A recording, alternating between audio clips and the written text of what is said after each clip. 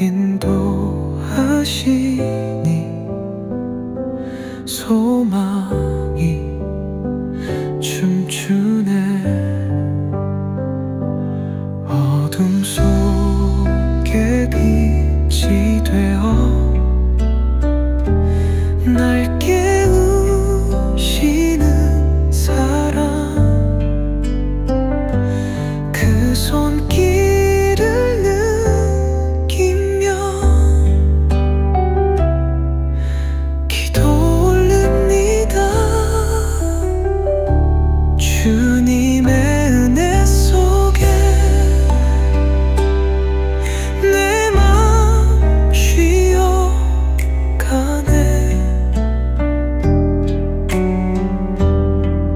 평안의 흐름 따라서 영원히 주와 함께. 바람 속에 속삭이듯 부드러운 주의 음성, 그 말씀 날 고요하게 이끌어 주시네. 주님의 은혜 속에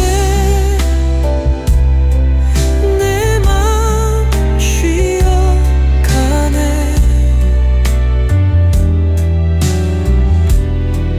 그 말씀 날 고요하게 이끌어 주시네.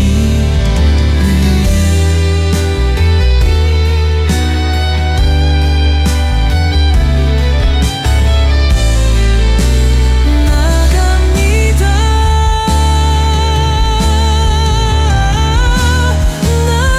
나갑니다. 주의 사랑 안에서 나갑니다.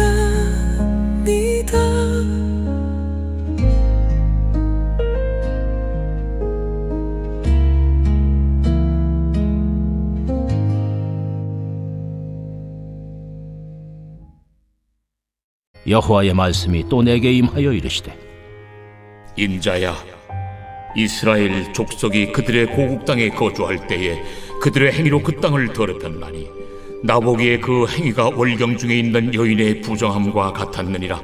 그들이 땅 위에 피를 쏟았으며 그 우상들로 말미암아 자신들을 더럽혔으므로 내가 분노를 그들 위에 쏟아 그들을 그 행위대로 심판하여 각국에 흩으며 여러 나라에 해쳤더니 그들이 이른 바 그 여러 나라에서 내 거룩한 이름이 그들로 말미암아 더러워졌나니 그 사람들이 그들을 가리켜 이르기를 이들은 여호와의 백성이라도 여호와의 땅에서 떠난 자라 하였음이라.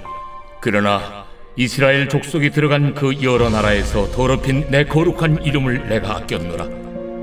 그러므로 너는 이스라엘 족속에게 이르기를 주 여호와께서 이같이 말씀하시기를 이스라엘 족속아, 내가 이렇게 행함은 너희를 위함이 아니요 너희가 들어간 그 여러 나라에서 더럽힌 나의 거룩한 이름을 위함이라. 여러 나라 가운데서 더럽혀진 이름 곧 너희가 그들 가운데서 더럽힌 나의 큰 이름을 내가 거룩하게 할지라. 내가 그들의 눈앞에서 너희로 말미암아 나의 거룩함을 나타내리니 내가 여호와인 줄을 여러 나라 사람이 알리라. 주 여호와의 말씀이.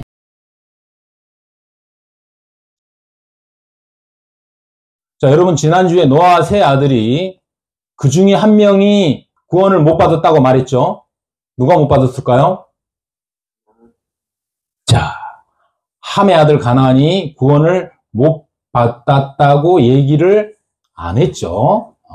그도 구원을 받았다라고 얘기했습니다. 왜냐하면 노아가 장막 안에 거했고 셈, 함, 야벳, 가나안까지 그 장막 안에 동시에 있었기 때문에 장막은 거룩한 성적이고 구원의 방주이기 때문에 장막 안에 있으면 우리의 행위가 하나님 앞에 지적을 당할 수 있고 심판의 대상이 될 수 있지만 결국에는 하나님이 이끌고 가는 구원의 처소다라고 말씀을 드렸죠.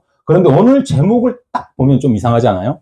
내게 구하여야 할지라. 야, 이거 내게 구하지 않으면 안 주겠다는 이상한 무서움이 들어가 있어요. 자, 우리 성경을 좀 짧게 한번 끌어가 볼게요. 성경에는 세 분의 하나님이 나옵니다. 우리가 알고 있는 여호와 하나님, 그리고 아들 예수 하나님, 그리고 마지막으로 오시는 성령 하나님. 이 세 분을 삼위일체로 우리가 알고 있죠. 왜 하나님은 전지전능하신 분인데 한 번에 그냥 다 해결하시지 세 분이 번갈아 가면서 번호표를 뽑고 나오시는 걸까요?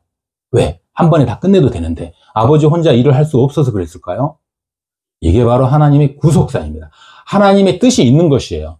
하나님의 계획이 있는 것입니다. 이 계획 안에 하나님의 뜻이 어떻게 흘러가고 있는지를 우리가 깨닫는 것이 우리의 일이지 왜 그렇게 했습니까? 라고 따지는 것은 우리의 일이 아니에요. 여러분 포도연의 비유에서 우리가 많이 읽었죠.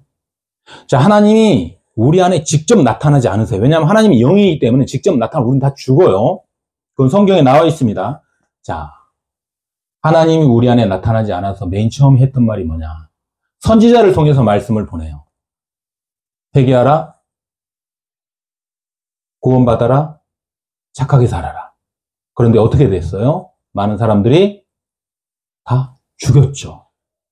하나님이 보낸 선지자, 제사장을 다 죽였어요. 그리고 나니까 하나님이 누구를 보냈죠? 안 되겠구나. 이제 아들을 보내자, 친아들. 아들을 보내면 설마 죽이겠어? 친의 아들인데? 그것도 보냈는데 아들까지 죽여요. 그래서 마지막으로 하나님이 쓴 카드가 뭐죠? 그 다음에 누구를 보냈을까요? 성령님을 보내셨죠. 자, 순서대로 우리는 알고 있지만 그걸 살짝 풀어드릴게요. 하나님이 선지자를 보냈을 때는 선지자를 통해서 말만 선포하면 이 백성들이 다 들을 줄 알았는데 안 듣는 거예요. 안 듣네?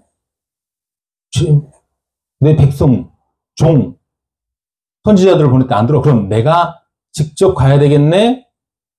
그래서 당신의 아들인 예수 그리스도를 보내요.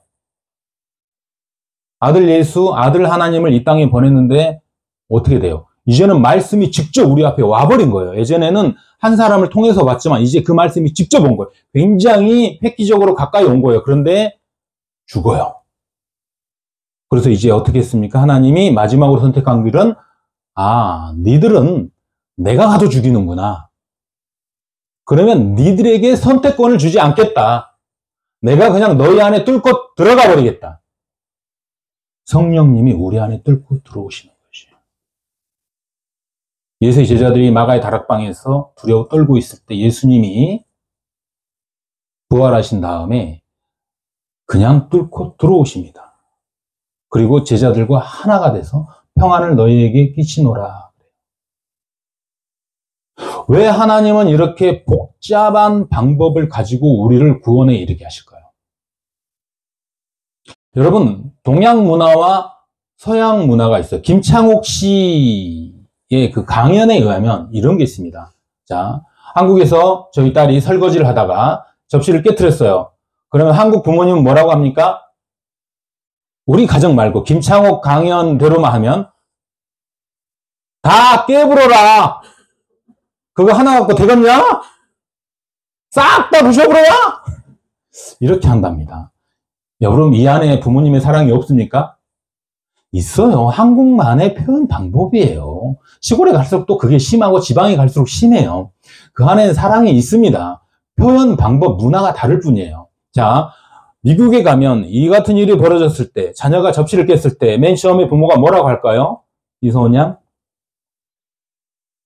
Are you okay? 괜찮니? 그 다음에 No problem. No problem. 걱정하지 마. 아무 일도 아니야. 마지막으로 했던 말 I love you. 난 널 사랑한단다. 자, 여러분, 그 미국에 있는 그 부모님은 진짜 사랑이고 한국에 우리 시골에 있는 부모님은 사랑이 아니나요? 다 사랑이죠.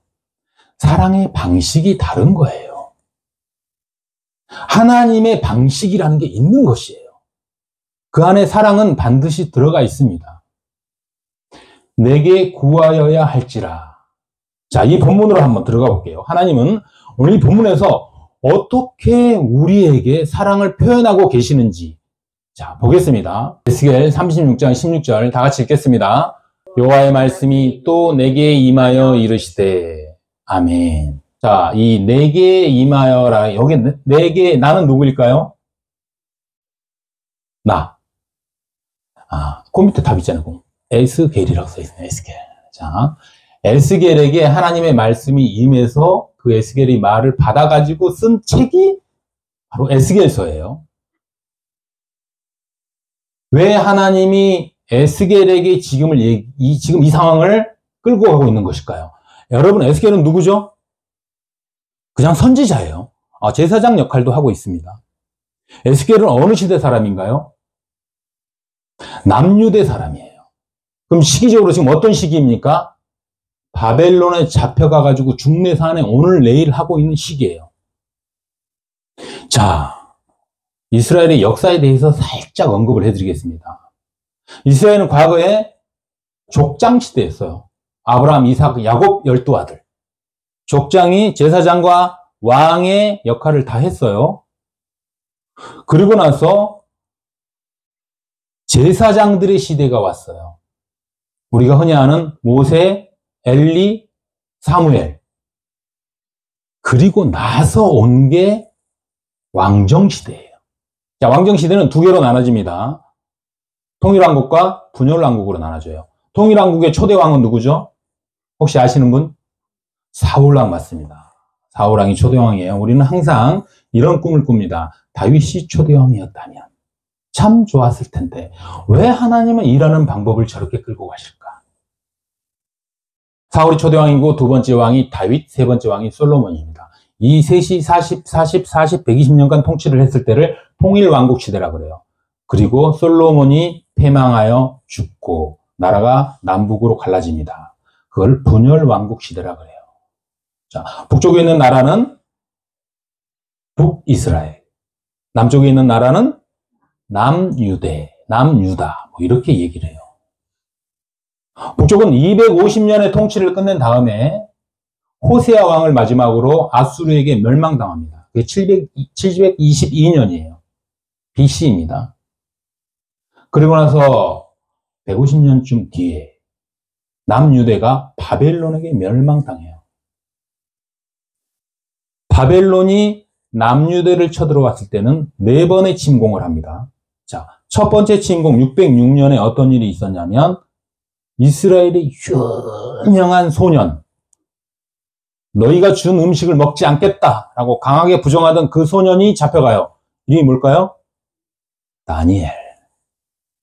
606년에는 다니엘이 잡혀갑니다. 소년이 잡혀가요. 그로부터 10년 뒤에 오늘의 주인공이 잡혀갑니다. 에스겔이 25살 때 청년이 돼서 잡혀가요. 자, 소년이 한번 잡혀갔죠? 그리고 10년 있다가 청년이 잡혀갔어요. 그럼 이 두 사람의 나이는 거의 비슷하다는 얘기예요. 그리고 10년 있다가 그 유명한 눈물의 선지자 에레미야가 잡혀가요. 왜 하나님은 이렇게 잡혀가게 놔두는 걸까? 여러분, 이스라엘이 왜 망했다 그랬죠? 우상숭배로 하나님을 진노하게 해서 망했어요. 에레미야가 그토록 눈물의 선지자가 이 진노를 피해가게 해달라고 기도를 했는데 하나님이 기도를 안 들어주셨죠. 너희들은 반드시 잡혀가야 한다. 왜 반드시 잡혀가야 한다는 뜻이죠?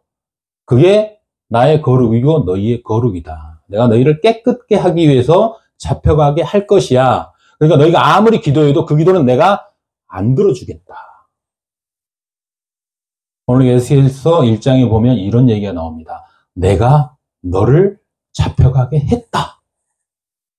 포로로. 두 번째 포로로. 그러면 첫 번째 포로 다니엘과 에레미야도 하나님의 뜻에 의해 끌려가고 있다는 얘기예요. 결국 바벨론 유수 70년은 하나님의 계획에 의해서 정해져 있었다는 것이에요. 우리의 기도로 바뀌지 않는다는 얘기입니다. 이스라엘은 이렇게 완벽하게 무너졌습니까, 여러분? 왜 단계적으로 3번에 걸쳐서 이 유명한 선지자들을 포로로 잡아가게 했을까요? 왜 허용을 했을까요?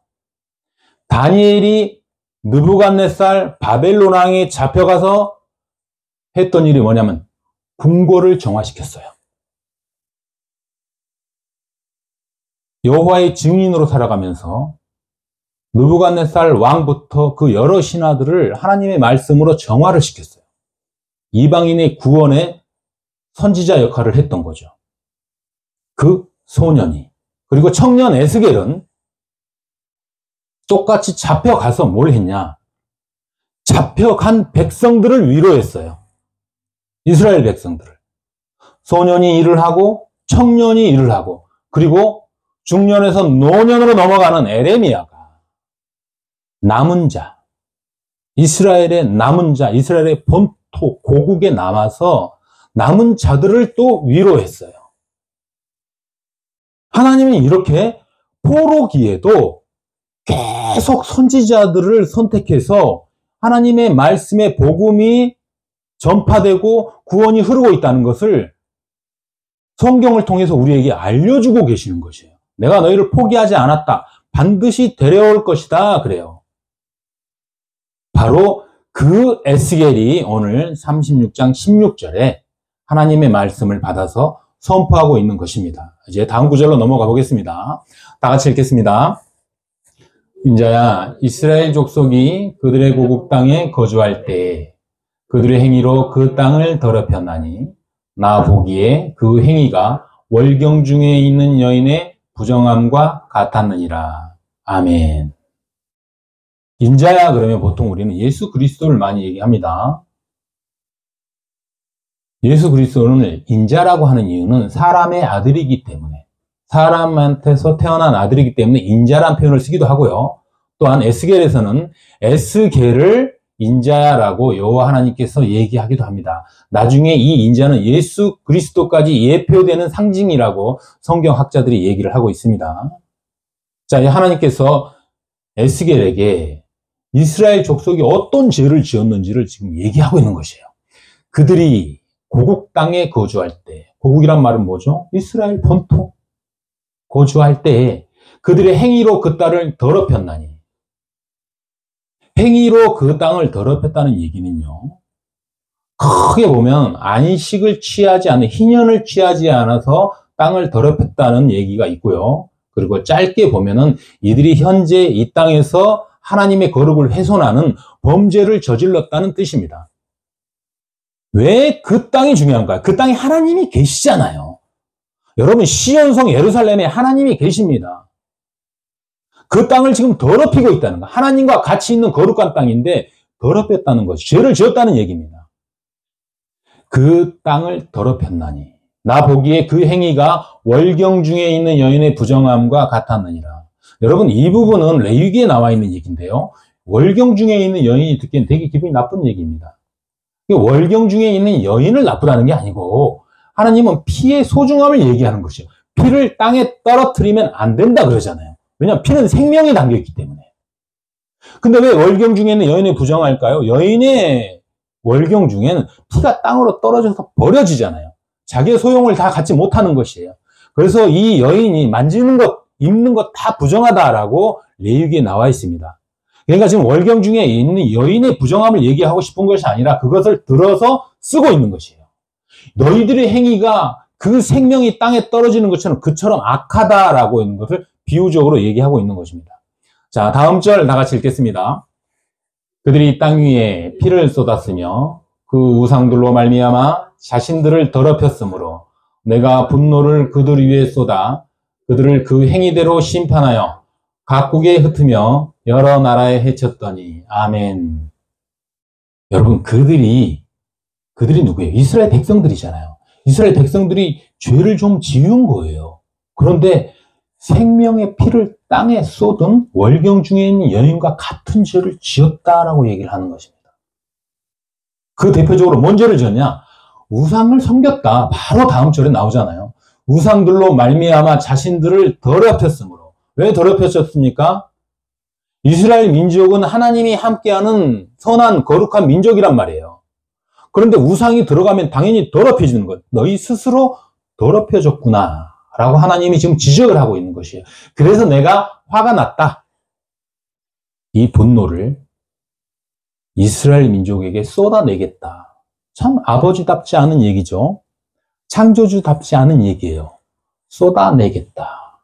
그래놓고 그 행위대로 심판하겠다. 그래요. 여러분, 그 행위대로 심판한다면 이 중에 한 사람이라도 구원받을 사람이 있을까요? 그 행위대로 심판한다면 노아의 방주의 세 아들 중에 한 족속은 반드시 무너졌어야 되는. 그래서 결론은 어떻게 됐어요? 각국에 흩으며. 왜 각국에 흩었습니까? 불과 772년에 아수르의 북이스라엘이 넘어갔잖아요. 남유대 586년에 또 지금 넘어가고 있는 상황이에요. 그 넘어가기 몇 년만 지나면 이제 넘어가는 나라예요. 지금 이미 포로가 시작됐고 완전히 성전이 무너질 때까지 몇 년 안 남았단 말이에요. 여러 나라에 해쳤다. 내 백성들을 온 세상에 포로가 되게 보내버렸다. 그것이 나의 분노고 분노의 결과다라고 얘기하는 것입니다. 다음 구절 다 같이 가보겠습니다. 그들이 이른바 그 여러 나라에서 내 거룩한 이름이 그들로 말미암아 더러워졌나니 곧 사람들이 그들을 가리켜 이르기를 이들은 여호와의 백성이라도 여호와의 땅에서 떠난 자라 하였음이라. 아멘. 여러분, 이 부분은 조금 고민을 해야 될 것 같아요. 여러 나라에서 내 거룩한 이름, 여호와의 이름을 그들이 더럽혔대요. 여러분, 여호와의 이름을 그들이 더럽혔습니까? 고국 이스라엘 안에서 더럽혔어요. 거긴 포로로 잡혀갔단 말이에요. 어쩔 수 없는 힘에 의해서. 근데 왜 거기 가서 더럽혔다라고 얘기를 할까요? 세 번째 줄에 그들을 가리켜 이르기를. 그들이 했던 말이 있어요. 아수르, 바벨론 사람들이 이런 얘기를 하고 있는 거예요. 이스라엘 백성들을 보면서 야, 너희들 전지전능하신 하나님의 백성이라며. 근데 왜 잡혀왔냐? 너희 하나님이 힘이 없는 거 아니야? 우리의 신 바알이 몰렉이 훨씬 더 강한 거 아니야? 너희 하나님 아무것도 아니잖아. 이렇게 하나님의 이름을 더럽히고 있는 것이에요. 여호와의 땅에서 너희들이 쫓겨왔구나. 하나님이 너희들을 보호하지 않는구나. 이스라엘 민족을 처참하게 평가하면서 하나님의 거룩을 훼손시키고 있는 것이에요. 그러니까 너희가 이방 땅에 와서도 내 이름을 더럽히고 왔구나. 하나님의 분노가 극에 달하고 있는 것입니다. 다음 절 읽겠습니다. 그러나 이스라엘 족속이 들어간 그 여러 나라에서 더럽힌 내 거룩한 이름을 내가 아꼈노라. 그러므로 너는 이스라엘 족속에게 이르기를 주 여호와께서 이같이 말씀하시기를 이스라엘 족속아 내가 이렇게 행함은 너희를 위함이 아니요 너희가 들어간 그 여러 나라에서 더럽힌 나의 거룩한 이름을 위함이라. 아멘. 이스라엘 백성이 지금 바벨론에 잡혀갔는데 거기서 자기 이름을 위하여 이 백성들을 아끼고 있다 그래요. 여러분, 갈수록 좀 이해가 안 가지 않으세요? 잡아가게 해놓고 내가 너희를 아끼고 있다. 이게 무슨 말이냐면 믿는 자들에게 고난이 오는 것은 하나님의 훈련이다 라고 얘기했죠. 더 깨끗하게 하기 위해서 우리의 몸과 마음을 하나님이 정화시키고 있는 과정에서 우리가 고통을 받을 수 있다는 것이에요. 그래서 지금 너희들을 아끼고 있고 위로하고 있는 과정에서 내가 바벨론 포로를 허용했다. 더 그 자리에서 우상 숭배하고 더 악한 짓을 하면은 영원히 너희들이 심판을 피하지 못할 것 같으니 내가 개입을 했다. 이 얘기예요. 그래 놓고 결론은 너희들의 거룩을 내가 끌고 가겠다. 근데 그게 나의 이름 때문에 내가 끌고 가겠다는 거죠. 너희들이 거룩해서 끌고 가는 것이 아니라 너희들이 타락했고 내 이름을 거룩해서 끌어내리는 그런 엄청난 폐역을 저질렀지만 내가 나의 거룩을, 나는 원래 거룩하니까 나의 거룩을 위해서 너희들을 구원하겠다. 아브라함이 시내산에 올라가서 하나님께 신발을 벗으라. 여호수아가 하나님을 만날 때, 모세가 하나님을 만날 때 다 같은 말을 하세요. 너희들은 거룩하지 않지만 내가 거룩하니 너희들이 거룩을 내가 인도하겠다. 왜냐? 나의 거룩을 위해서. 이제 우리는 하나님의 거룩을 위해서 바벨론 포로로 훈련으로 안식으로 위로로 사용되고 있는 것이에요. 다음 절을 다 같이 읽겠습니다. 여러 나라 가운데서 더럽혀진 이름 곧 너희가 그들 가운데서 더럽힌 나의 큰 이름을 내가 거룩하게 할지라. 내가 그들의 눈앞에서 너희로 말미암아 나의 거룩함을 나타내리니 내가 여호와인 줄 여러 나라 사람이 아니라 주 여호와의 말씀이니라. 아멘. 여러분, 우리가 수없이 많이 들었던 말이 여기서 나옵니다. 너희는 내 백성이 되고 나는 너희의 하나님이 되리라. 세상의 모든 만방의 사람들이 여호와가 누군지를 몰라요. 그런데 이스라엘 사람들이 포로로 잡혀가서 거기서 하나님을 섬기고 하나님이 그들을 위로하는 것을 보고 하나님이 계시네? 하나님이 자기 백성을 버린 줄 알았더니 안 버리네? 아, 여호와란 분이 있구나. 여러분, 세계의 흐름이 기독교 역사적으로 계속 흘러간다고 제가 말씀드렸죠. 이스라엘이 하나님을 믿음으로 부강했고 그 이스라엘이 그 여호와가 유럽으로 넘어가면서 유럽이 강대해졌고요. 그러면서 유럽이 하나님이 계시면 이렇게 되는구나. 그 유럽이 미국으로 갔어요. 하나님이 계시면 이렇게 강대한 나라가 되는구나. 그 유럽이 다시 한국으로 왔어요. 이 아시아의 종주국인 한국이 돼가고 있습니다. 이유는 무엇입니까? 하나님이 한껏 하고 계시니까. 하나님이 내가 여호와라는 것을 세상에 알리기 위해서 민족과 사람을 지금 들어쓰고 있는 것이에요. 우리가 도구로 사용되고 있습니다. 이제 오늘 본문의 제목을 조금 이해하기 쉬워졌죠? 하나님이 뭔가를 하기 위해서 우리를 쓰고 있다는 얘기예요. 마지막 절 다 같이 읽겠습니다. 주 여호와께서 이같이 말씀하셨느니라. 그래도 이스라엘 족속이 이같이 자기들에게 이루어 주기를 내게 구하여야 할지라. 내가 그들의 수요를 양떼같이 많아지게 하되. 아멘. 에레미야가 여호와께 저 더러운 이방인의 손에 하나님의 선민이 잡혀가는 것은 있을 수가 없습니다. 회개하니 살려주세요 라고 했을 때 하나님 뭐라 그랬죠? 기도하지 마라. 나는 너의 기도를 듣지 않겠다. 나는 반드시 잡혀가게 하겠다. 근데 지금 기도하라 그래요. 내게 구하면 내가 구원해 주겠다라는 이상한 뉘앙스를 얘기합니다. 왜 그럴까요? 이게 하나님의 구원 방법이에요. 하나님의 속성이 여기서 여실히 나타나고 있는 것입니다. 여러분, 우리 구원은 우리의 행위로 이루어지지 않는다고 반드시 얘기했죠. 자, 우리가 기도해도 하나님 안 들어버리면 그만인 것이에요. 우리가 아무리 거룩하고 착한 일을 해도 하나님이 아니야 라고 해버리면 그 구원은 못 받는 것입니다. 그렇기 때문에 구원의 주체는 오직 하나님 한 분뿐이다 라고 얘기를 하고 있는 것입니다. 근데 왜 기도를 해라 그럴까요? 여러분, 재밌는 얘기가 하나 있어요. 이스라엘이 잡혀갔을 때 하나님께서 70년 뒤에 구원해 내겠다 하고 조건부로 잡혀가게 했어요. 그런데 70년이 다 가니까 하나님이 뭐라 그런 줄 알아요?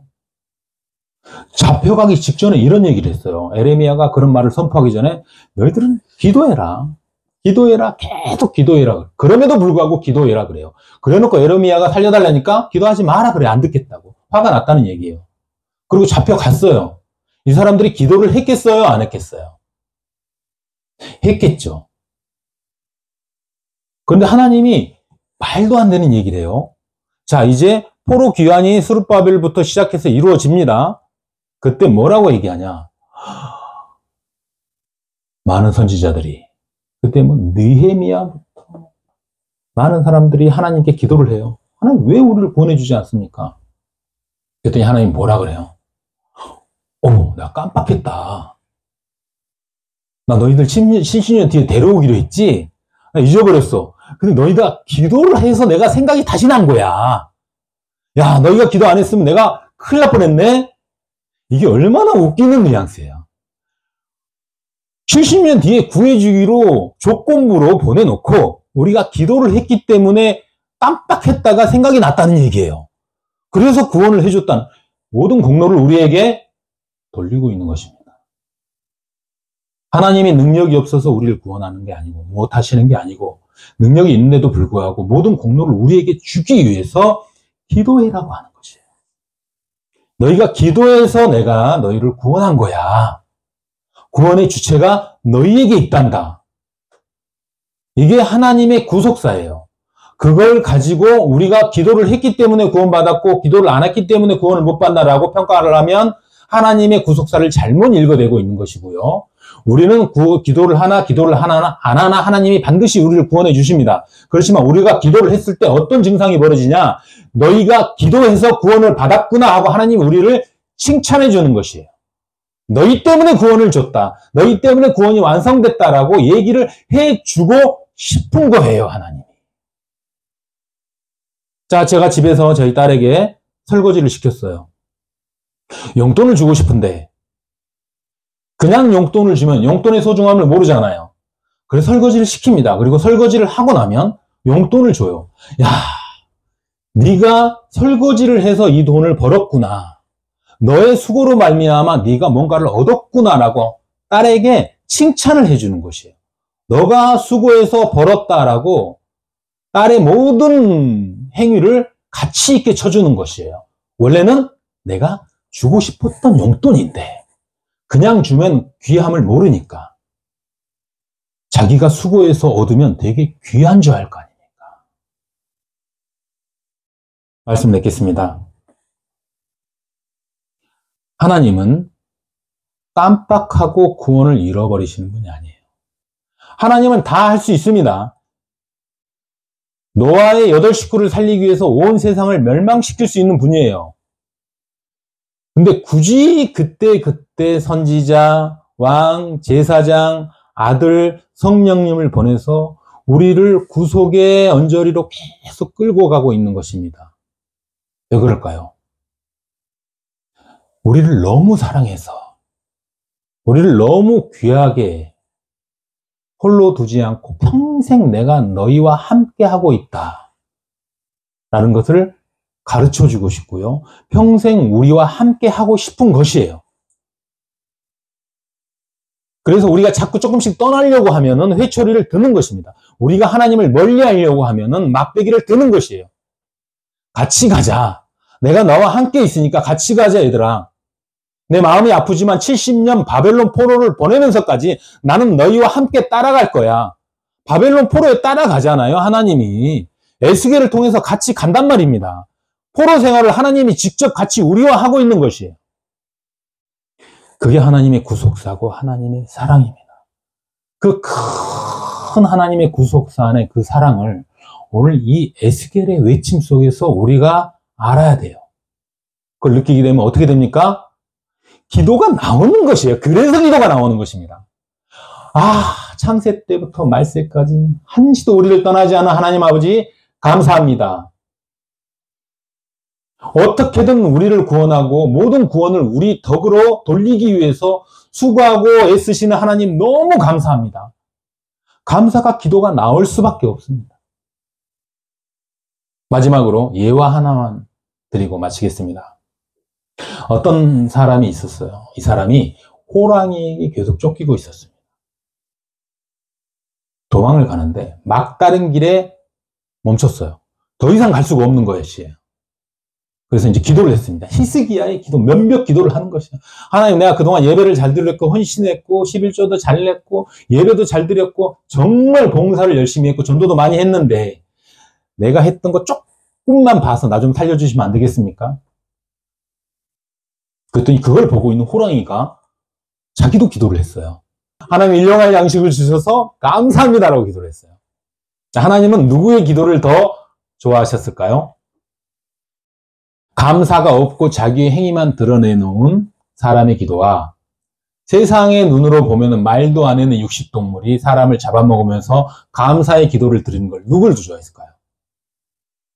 그 사람은 잡혀 먹었습니다. 하나님이 호랑이의 기도를 들었다는 얘기예요. 감사의 기도는요, 종류가 중요한 게 아니고 상황이 중요한 게 아니고 그냥 우리 입에서 나오는 것이에요. 에스겔의 대언처럼 너희가 기도하여야 하리라. 저와 여러분, 신앙생활하는 내내 우리의 상황 때문에 기도하는 것이 아니라 그럼에도 불구하고 하나님이 나와 함께 있고 나를 사랑하시고 나에 대한 구원의 손을 놓지 않고 있구나 라는 것에 감사하는 저와 여러분이 되시기를 예수님의 이름으로 축복합니다.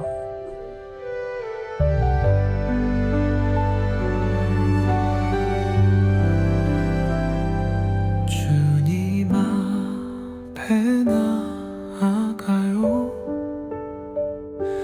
조용한 마음으로 빛으로 인도하시니 소망이 춤추네. 어둠 속에 빛이 되어 날 깨우시는 사랑, 그 손길을 느끼며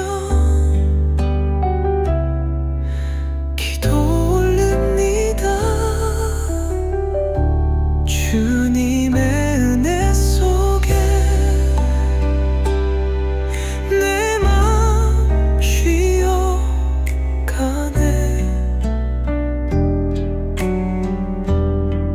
평안의 흐름 따라서 영원히 주와 함께. 바람 속에 속삭이듯